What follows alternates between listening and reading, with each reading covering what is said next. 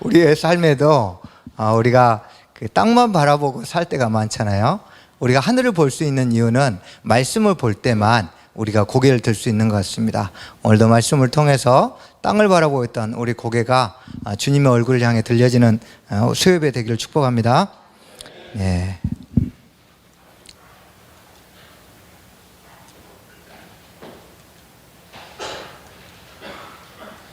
이어서 지난 시간에 이어서 우리 3절 또 하겠습니다. 3절에 소가 나옵니다. 가장 먼저 드리는 언급된 인물로 그 희생 제물로 소가 나오는데, 여러분 희생 제물 그 짐승의 등급의 결정의 기준이 무엇입니까? 제사 드리는 사람의 신분이나 또는 경제적 능력, 사회적 지위로 그 사람이 내야 될 제물이 결정이 됩니다. 보통 우리가 헌금이나 하나님 앞에 드리는 속전은 동일하지만 이 사람이 자발적으로든 또는 자신의 죄로 인해서 제물을 드릴 때도 반드시 하나님이 그 사람의 신분과 경제적인 그런 정도에 따라서 바칠 수 있는 제물을 결정해 놓았습니다. 그래서 번제나 화목제는 경제적인 능력에 따라서 자신이 드릴 제물, 희생 제물이 결정이 되어 있습니다. 그리고 속죄제는 사회적 지위를 통해서 결정이 됩니다. 그래서 우리가 생각하기에 소 한 마리, 염소 한 마리 바치는데 대단하나 싶지만, 예를 들어서 염소 한 마리면 예수님 당시에 로마 군인들의 1년 연봉이 50디나리였어요. 근데 염소 한 마리가 8에서 10디나리예요. 그러니까 1년 연봉의 약 5분의 1이 죄 한 번 지었다고 날아가는 거예요. 그만큼 죄의 대가가 무섭다는 것을 이 제물을 통해서 보여주고, 특별히 이렇게 하나님이 제물의 등급을 둔 이유는 우리가 가지고 있는 영향력이 선한 행동을 할 때도 선한 영향력을 끼치지만 우리가 죄를 지을 때도 동일하게 그 죄의 영향력이 강하다는 거예요. 그래서 사실은 그 소위 말해서 유명하던 목사님들이 한 번씩 잘못된 행동을 해서 뉴스 미디어를 통해서 사람들에게 들려지며 엄청나게 교회가 욕을 먹는 이유는 다른 것이 아니고 그들이 가지고 있는 사회적인 지위 때문에 훨씬 큰 파급력을 갖게 되는 겁니다. 그 다음에 여러분 번제를 보겠습니다. 이 3절에 나오는 번제는 반드시 자발적으로 드립니다. 이건 개인적으로는 반드시 자발적으로 드립니다. 그리고 항상 화목제와 함께 드렸습니다.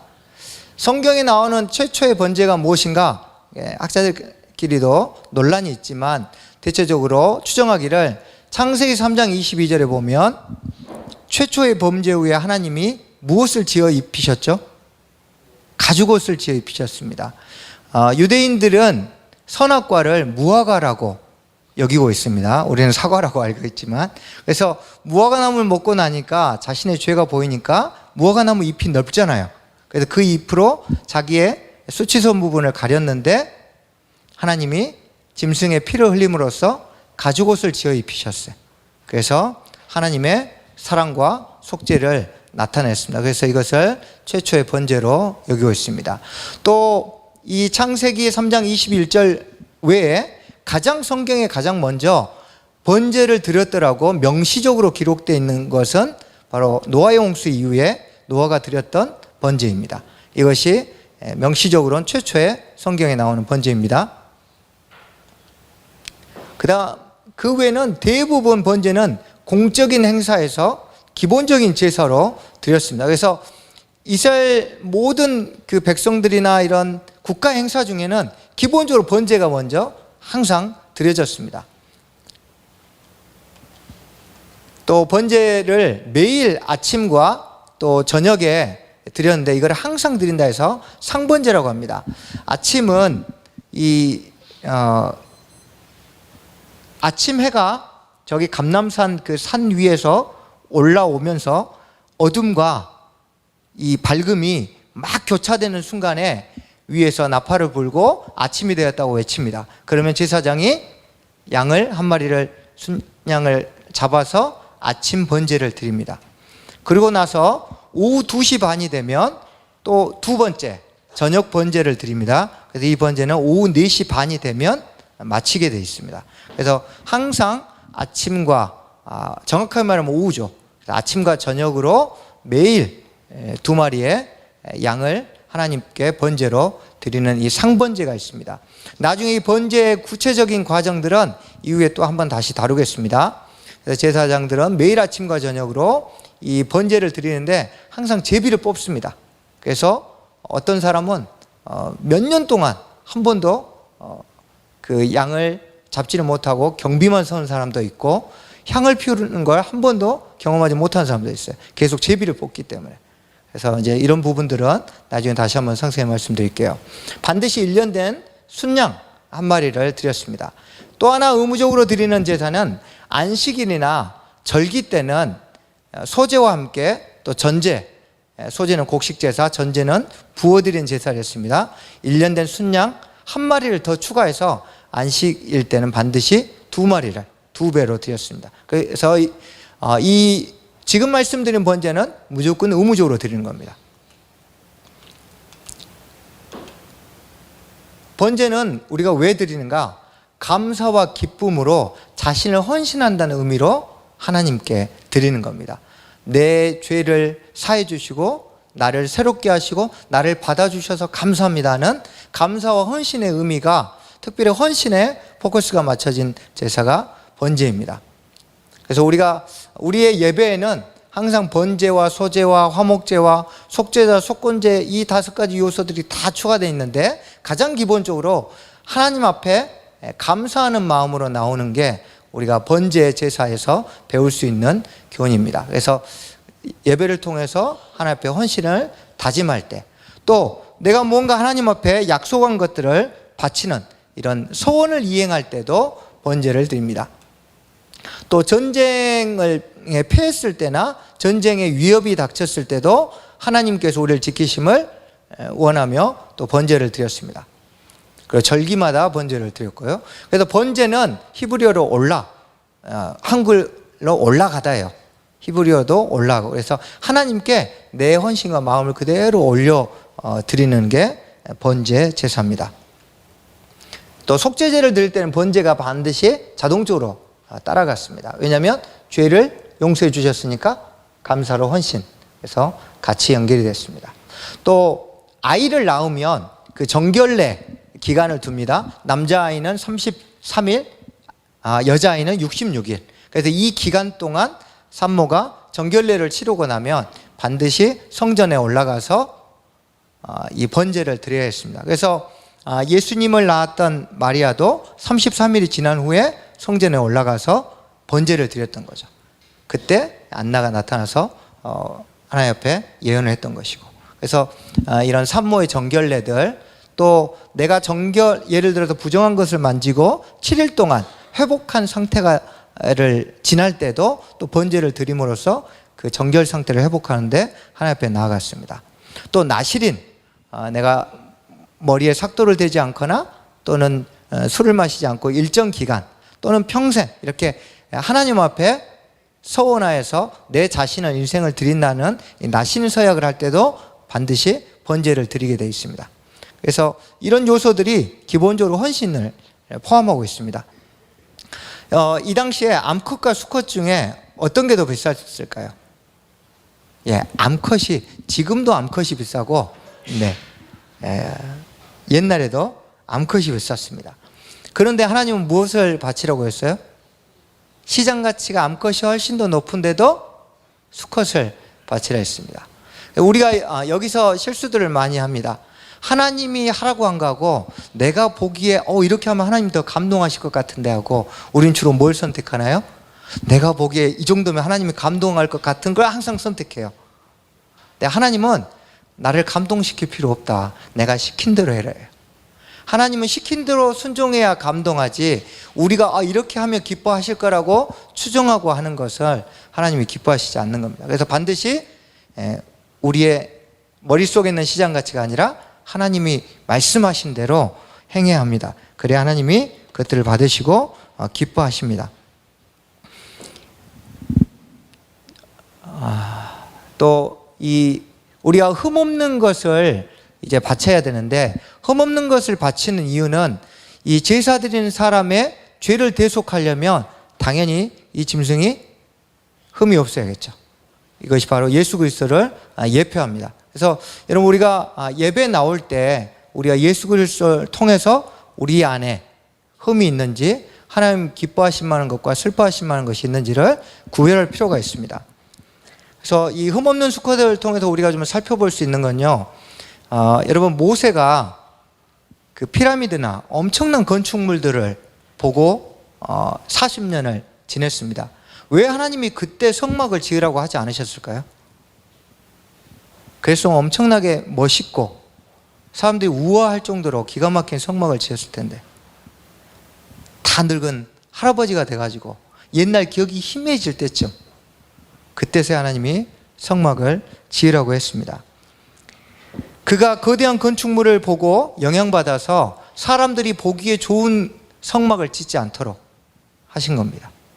우리의 삶에도 개인이든 교회든 세상에 무언가 보여주기 위해서 하나님의 말씀을 수정하는 순간, 하나님의 말씀을 손을 대는 순간, 그건 개인이든 교회든 무너지게 돼 있습니다.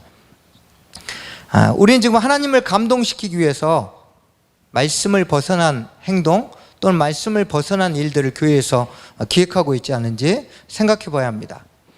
헤롯을 보면, 헤롯은 오직 그가 태생 자체가 유대인이 아닌 상태에서 왕이 됐기 때문에 어떻게든 유대인들의 마음을 되살리려고 계속 성전을 확장하고 금을 발랐어요. 사람들이 감탄했습니다.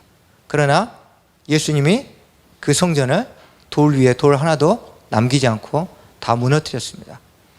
우리 삶에 이런 요소들이 굉장히 많습니다.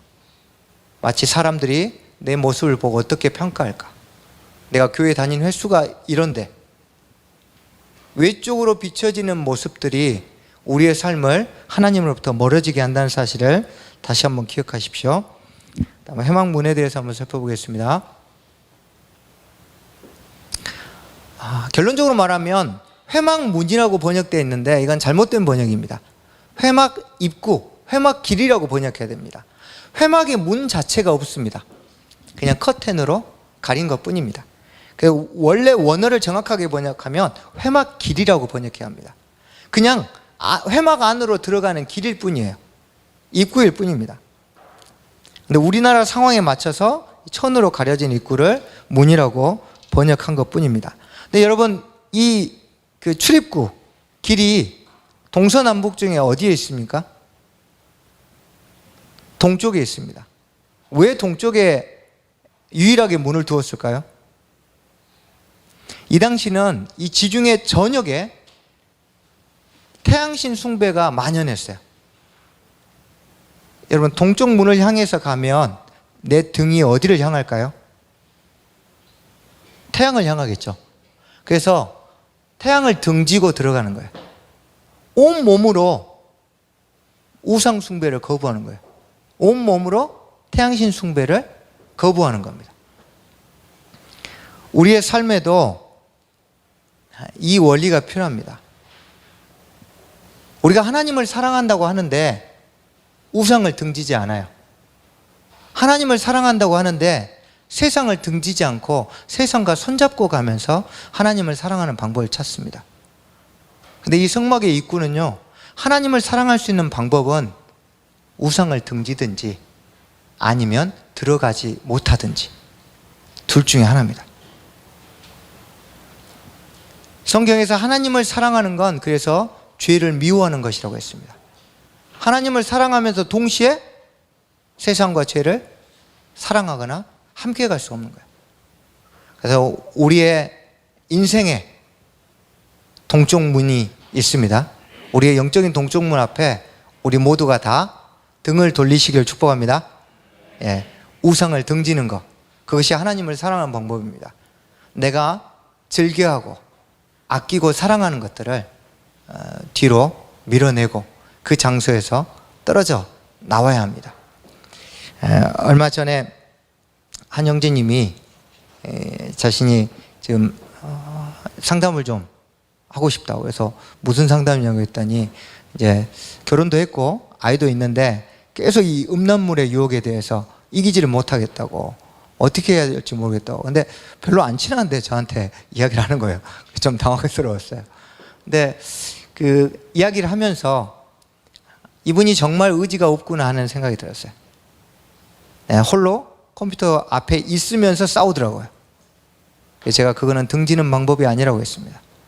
등지려면 컴퓨터를 거실로 빼든지 확실하게 등질 수 있는 환경과 방법을 선택하시고, 그리고 자매님하고 이 일을 공유하시고 함께 실험하십시오 얘기했더니 알겠다고 갖고 갔어요. 진짜 했는지 물어보기는 좀 그렇지만 다음에 다시 한번 이야기를 할 것 같아요. 우리의 삶에 수많은 등져야 될 것들이 있는데요, 그것을 치우지 않고 우리 힘으로 등지려고 해요. 우리가 그런 상황들을 벗어나서 하는 게 바로 우리가 등지는 겁니다.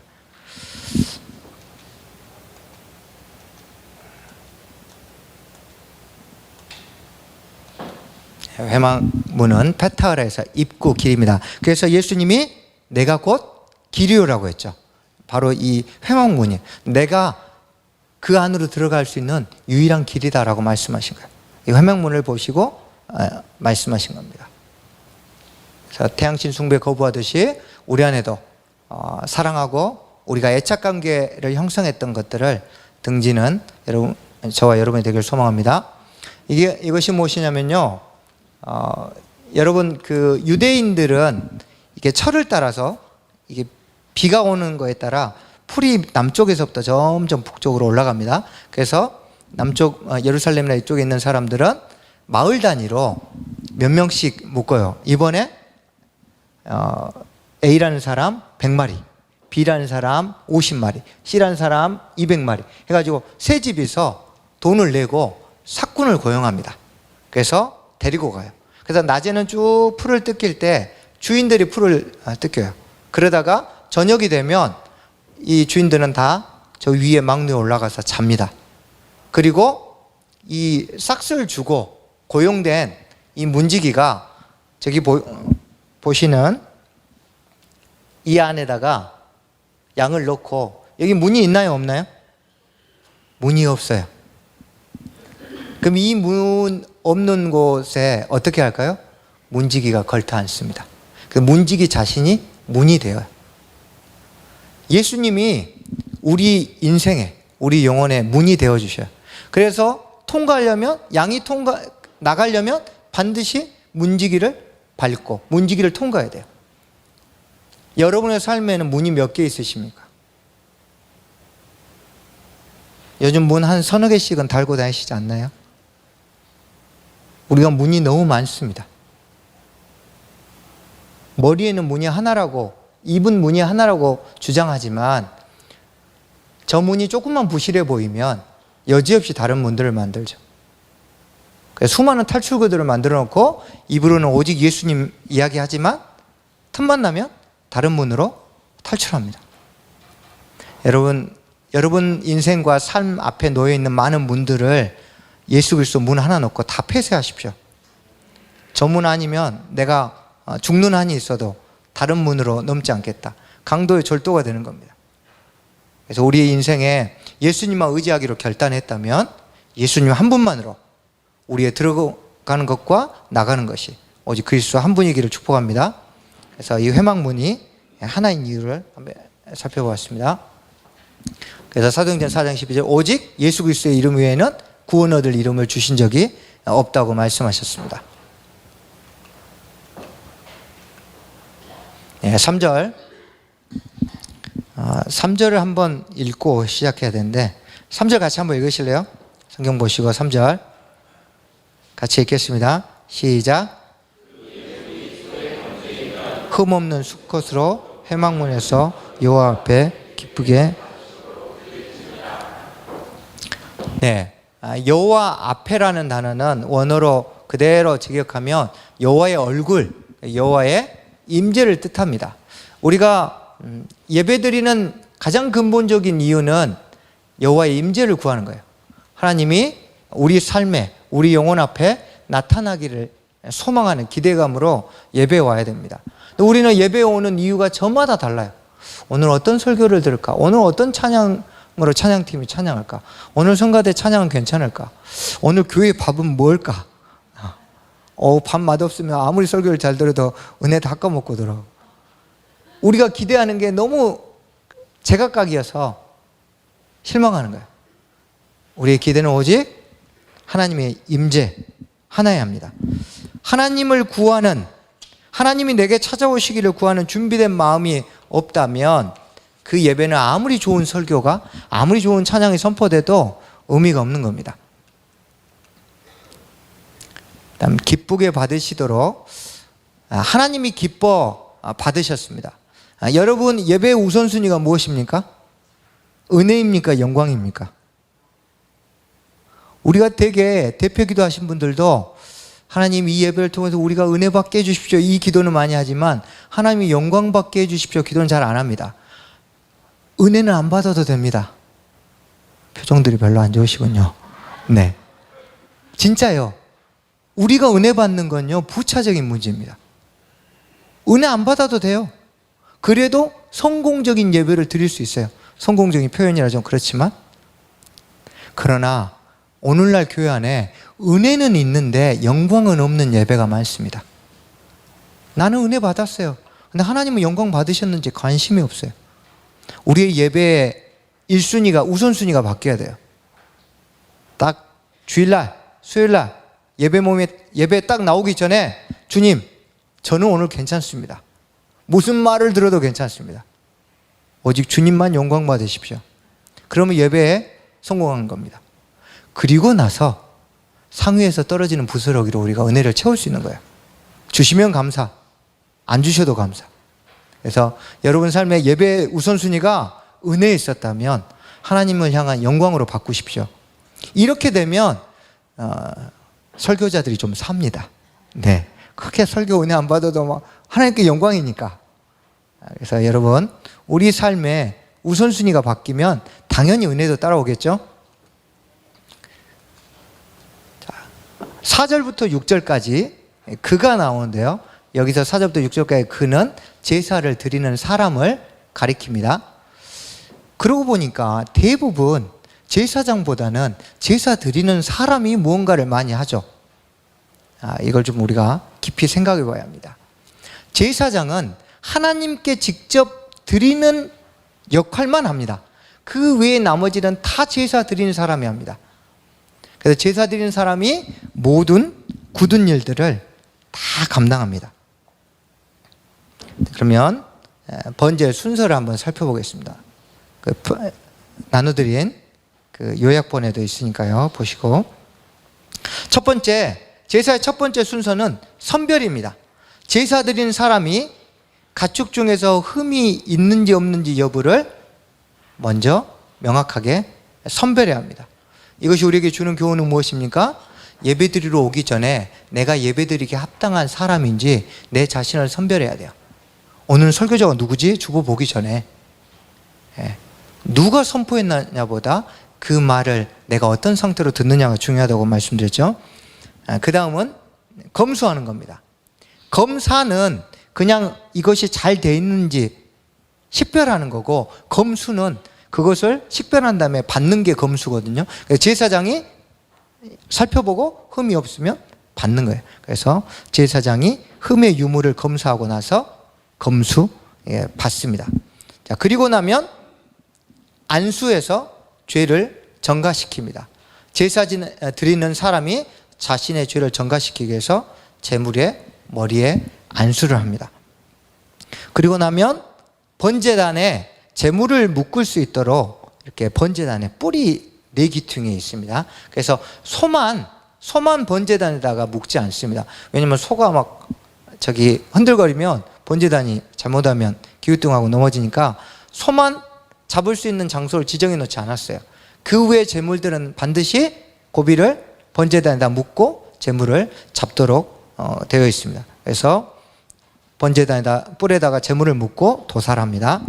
그 다음에 제사 드리는 사람이 짐승을 죽일 때 이 제사장은 양푼을 가지고 그 목에서 흘러나오는 피를 받습니다. 그래서 이 피를 가지고 가서 피 의례를 합니다. 번제단 사방에 끼얹습니다. 그리고 나면 이 제사 드리는 사람은 이제 각을 뜨기 시작합니다. 가죽을 벗기고 그리고 각각의 부위들을 다 잘라냅니다. 이 사람들이 가죽을 굉장히 아주 기가 막히게 벗겨요. 어떻게 벗기냐면 양 뒷다리에 딱 1cm만 칼집을 내고요. 그리고 입으로 불기 시작해요. 그러면 가죽과 몸이 분리가 되면서 양이 빵빵해집니다.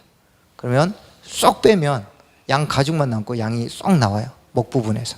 그래서 그렇게 양을 잡습니다. 그런데 유목민들은 양 고기 안에 피가 가득 들어있어야 고기가 맛있으니까 피를 최대 한 방울도 안 흘리게 하게 해서 잡고, 유대인들은 피가 거의 남지 않도록 완전히 다 쏟게 잡습니다.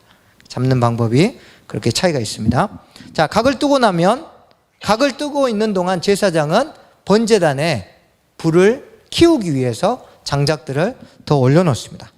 그리고 나서 불이 타오르면 제사 드리는 사람은 각을 뜬 제물들을 다시 한번 물두멍에 가서 물로 세척합니다. 세척된 것을 제사장에게 넘겨주면 제사장이 이것을 제단 위에 올려서 불에 활활 태웁니다.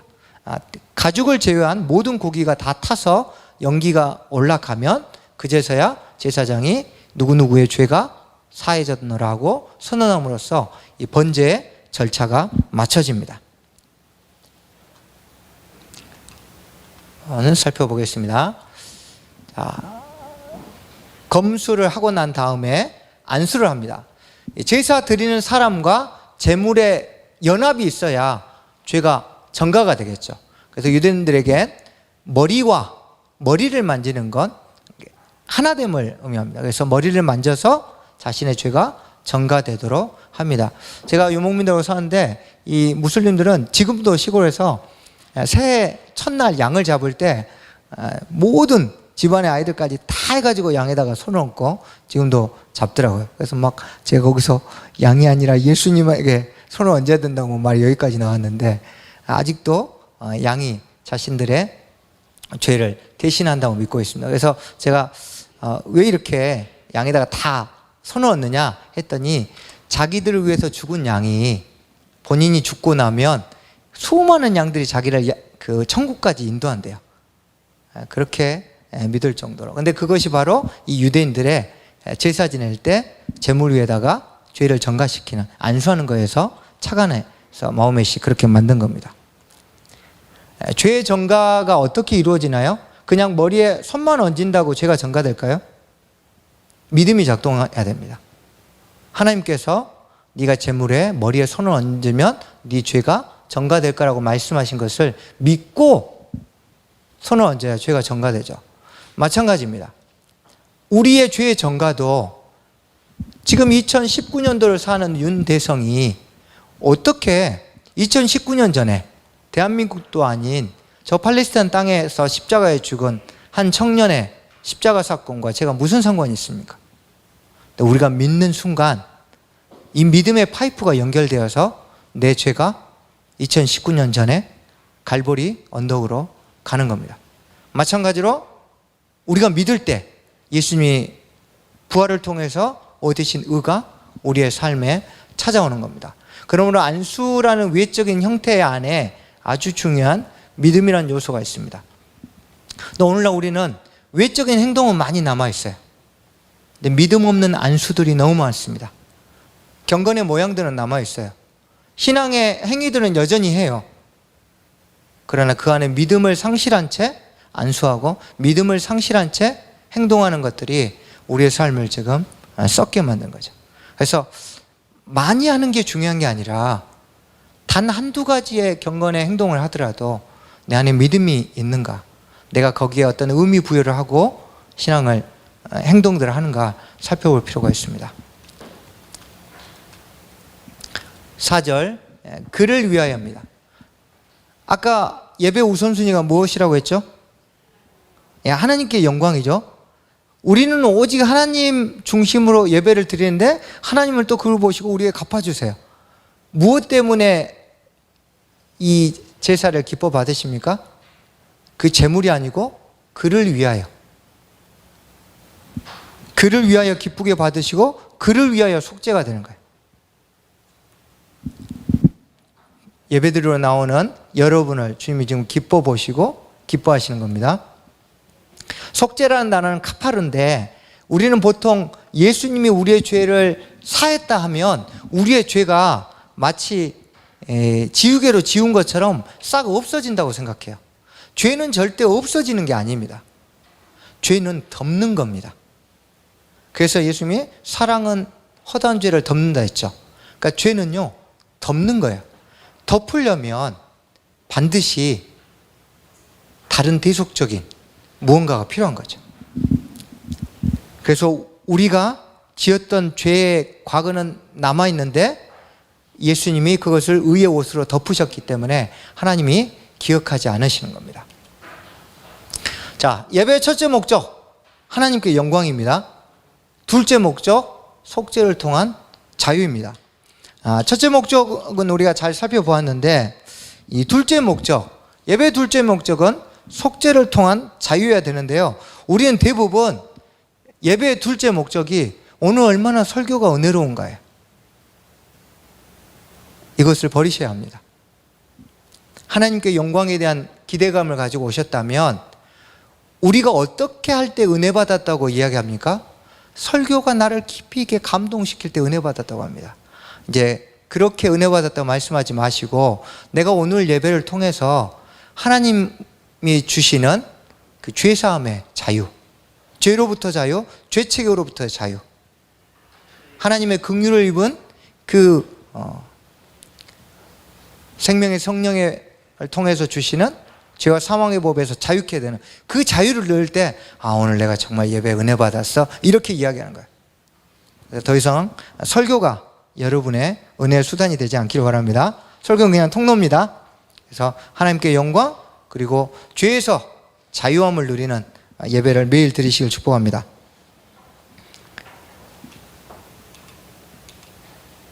5절입니다. 4절 5절 같이 한번 읽겠습니다.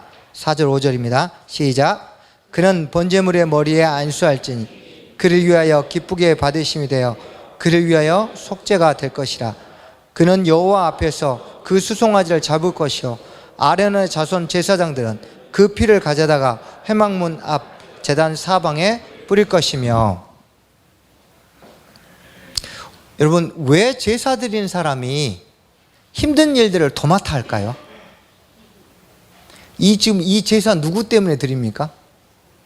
제사장 때문에 드립니까? 본인 때문에 드립니까? 그러면 당연히 지가 힘든 일 해야죠. 네. 여러분, 오늘날 교회 안에서 예배 시간 누가 제일 바쁩니까? 솔직히요. 사역자들이 제일 바쁘잖아요. 잘못됐어요. 사역자들은 좀 느긋하게 나와서 딱 필요한 것만 하고 나머지는 여러분이 바쁘셔야 됩니다. 굉장히 기분 나빠하시는군요. 근데 여러분요, 예배의 중심이 나를 위해서 예배드리잖아요. 내가 주님을 만나기 위해서, 내가 하나님께 영광 돌리기 위해서. 그러면 누가 예배의 주도권을 쥐어야 됩니까? 내가 내 예배의 주도권을 쥐어야 돼요. 근데 왜 우리가 예배의 주도권을 다 사역자에게 넘겨줍니까? 그리고 눈만 껌뻑껌뻑 PPT만 봐요. 그나마 한 3번 일어나라면 그것도 힘들어해요. 귀찮게 자꾸 일어나라 한다고. 저는 그냥 한 2시간 내내 일어나서 예배드리면 좋겠구만.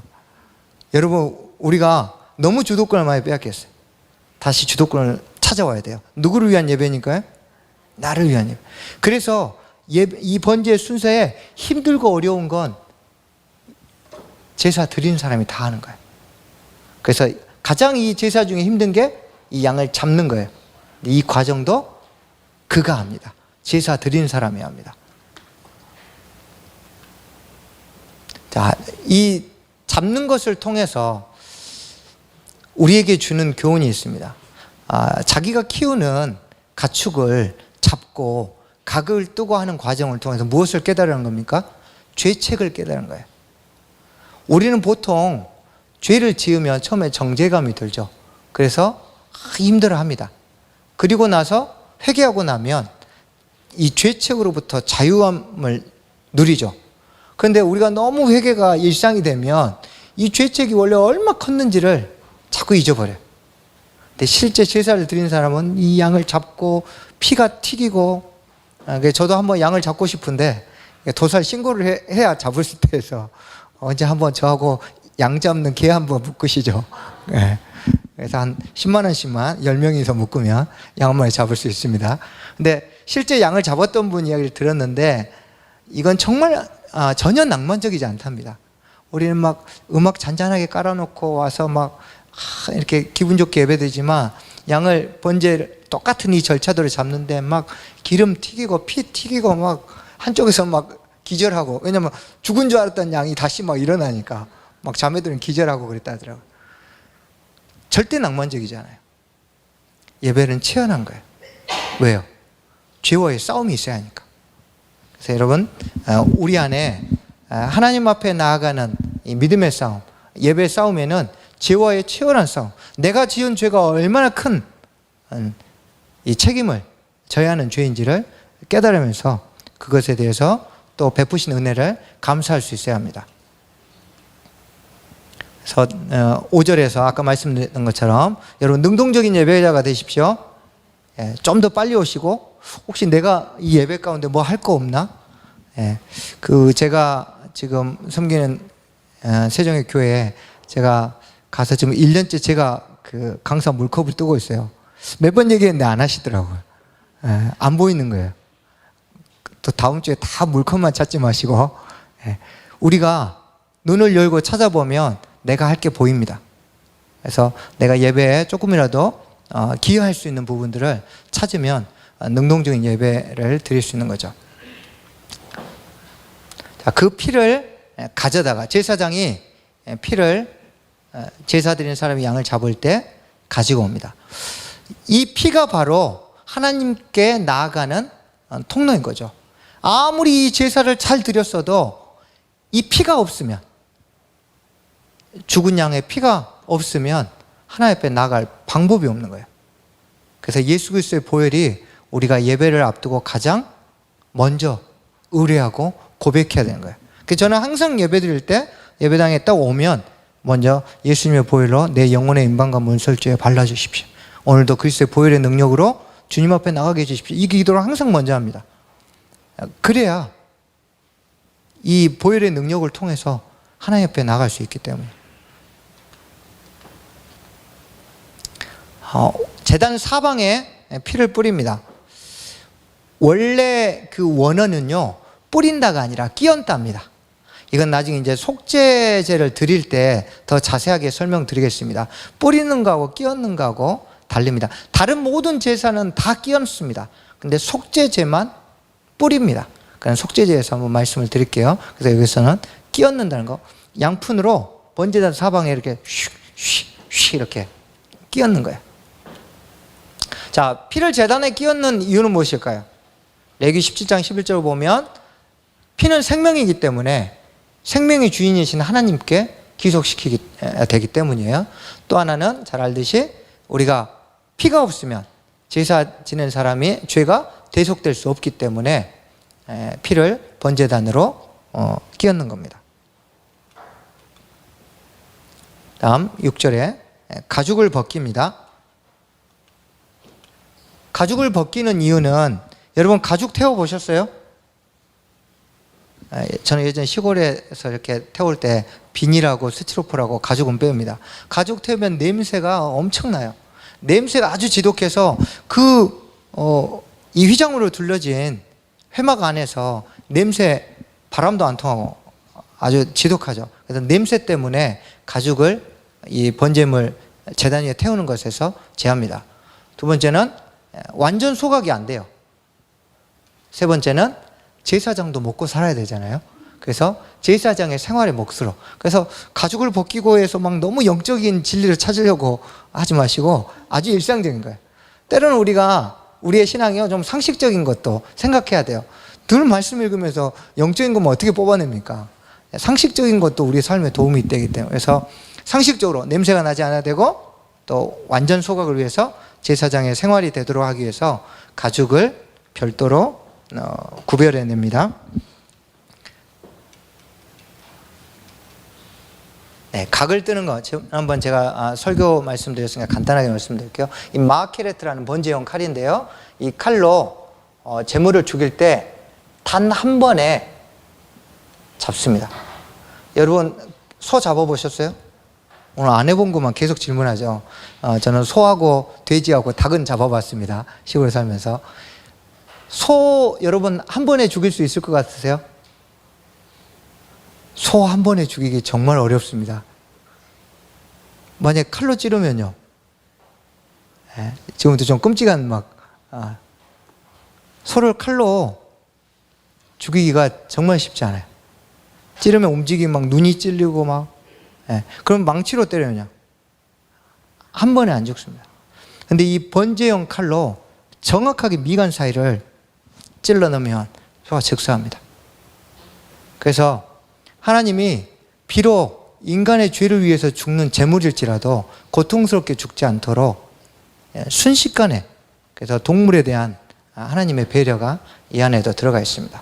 자신이 창조하신 거에 대한 하나님의 애정이 이 각을 뜨고 짐승을 잡는 과정에도 내포되어 있습니다.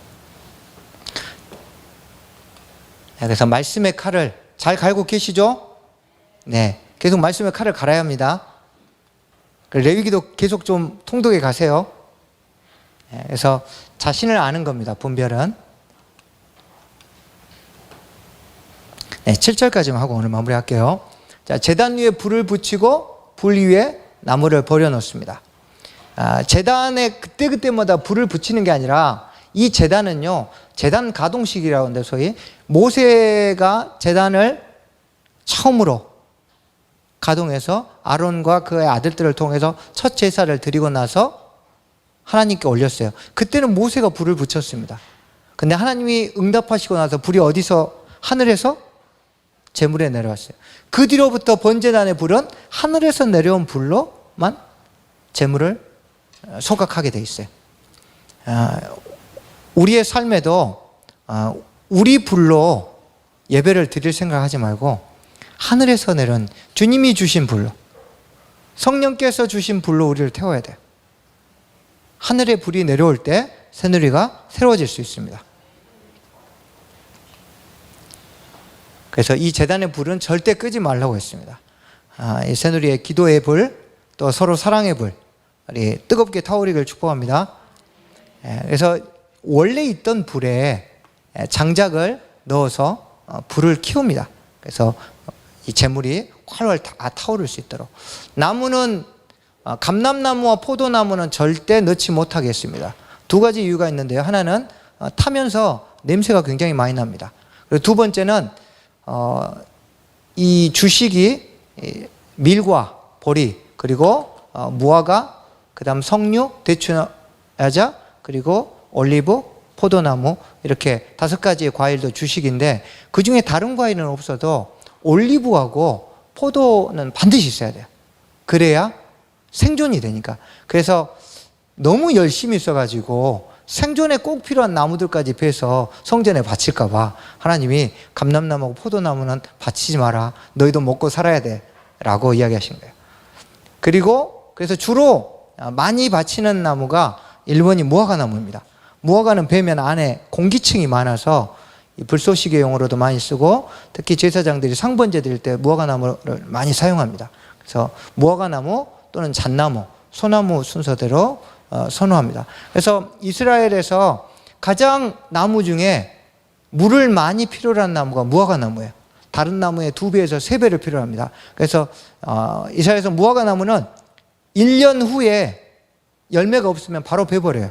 물도 많이 쓰고 성전의 땔감용으로도 필요하니까. 그래서 성전 땔감용으로 무화과 나무를 많이 바칩니다. 저것도 고르반이죠. 하나님께 바치는 장작 고르반. 근데 나무를 바칠 때도 마찬가지예요. 재물뿐만이 아니에요. 병든 거, 나무에 금 간 거, 색깔이 어두운 거, 벌레 먹거나 썩은 거, 흉한 나무는 절대 바칠 수 없게 돼요. 재물부터 심지어는 재물을 태우는 나무까지 하나님께 드리는 모든 거에는 반드시 흠없이 완전 무결해야 됩니다. 그럼 우리가 어떻게 이렇게 흠없고 완전 무결하게 하나님께 드릴 수 있을까요? 방법은 하나예요. 예수 그리스도를 통과하면 하나님 그것을 완전 무결하게 받으십니다. 그러므로 우리의 모든 예배, 교회의 모든 방향들은 항상 주님이 이것을 어떻게 생각하실까? 라는 질문을 통과시킨 다음에 결정해도 늦지 않습니다. 우리 오늘 같이 한번 기도하겠습니다.